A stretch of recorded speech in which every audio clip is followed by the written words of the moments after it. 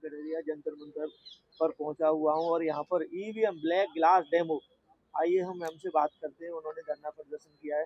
जी ma'am, बताएं ये जो आप धरना प्रदर्शन चल रहा है इसके बारे में थोड़ा बताएं सर। ये को। हमारा धरना प्रदर्शन नहीं है, मैं आपको जी। करेक्ट कर दूं, ये हम ईवीएम ब्लैक ग्लास डेमो दे रहे हैं।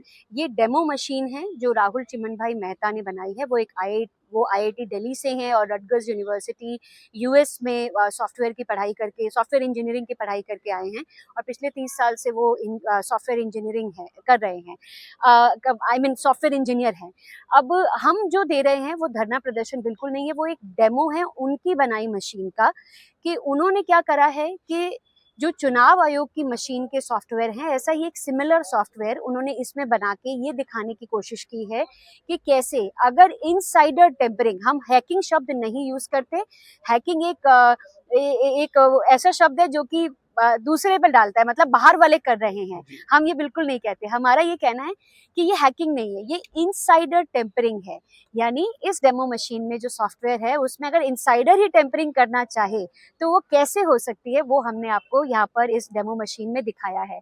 दूसरी बात यह है कि हम 3 चीजों पे अभी देख रहे हैं। पहला, 2017 में सफेद कांच को काला किया गया और लाइट की अवधि जो थी वो 15 सेकंड से 7 सेकंड करी गई और लाइट सेंसर लगाया गया। अब ये तीनों चीजें जो हैं, ये जो मशीन है, ईवीएम मशीन है, इसकी यूजफुलनेस पे पूरा सवाल उठाती है। तो जो ईवीएम मशीन है उसका प्रयोग ना किया जाए भारत में।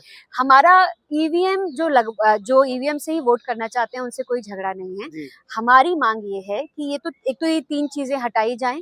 दूसरा, ईवीएम के साथ साथ एक ट्रांसपेरेंट बैलेट बॉक्स में से भी चुनाव करने का ऑप्शन हो, यानी बैलेट बॉक्स दोबारा से लगाया जाए और जिसको ईवीएम पे भरोसा नहीं है वो बैलेट बॉक्स पे अपना चुनाव डाले। अगर मैं डालूंगी तो मैं बैलेट पेपर पे डालूंगी, पर मेरे पास वो आज ऑप्शन ही नहीं है, मुझे जबरदस्ती ईवीएम पे डलवाया जाता है और मुझे ईवीएम पे भरोसा नहीं है। होना चाहिए, हाँ, ईवीएम भी मेरे पास, और बैलेट पेपर। हाँ, मेरे को ईवीएम पे भरोसा नहीं है, पर मेरे पास आज वो राइट ही नहीं है ना ये बोलने का कि आप नहीं करो, मुझे जबरदस्ती ईवीएम पे डलवाया जाता है। तो मेरे को वो राइट चाहिए, क्योंकि हमारे पास भारत में एक ही तो राइट है।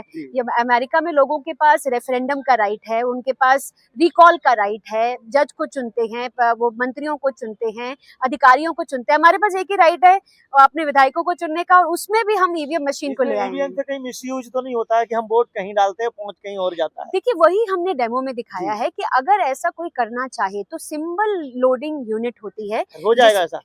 उसमें कोड ही तो डालना है आपको कि 11 बजे से लेके 1 बजे तक आप इतने वोटों की चोरी करें। क्योंकि सॉफ्टवेयर इंजीनियरिंग में देखिए कोडिंग ही तो है। अब कोडिंग में मैं ये लिखूंगी कि जिस दिन कैंडिडेट्स को मशीन का डेमो दिखाया जा रहा है उस दिन कुछ मत करना, पर जिस दिन एक्चुअल चुनाव है 1 घंटे तक भी कुछ मत करना। 1 घंटे से मतलब टाइमिंग सिस्टम होता है, बिल्कुल सॉफ्टवेयर है ना। हाँ, हम इतने वोट चोरी कर सकते हैं। वो सॉफ्टवेयर है ना, आप कुछ भी कोड डाल सकते हैं उसमें, लिख सकते हैं। ये चुनाव आयोग की लापरवाही से हो सकता है।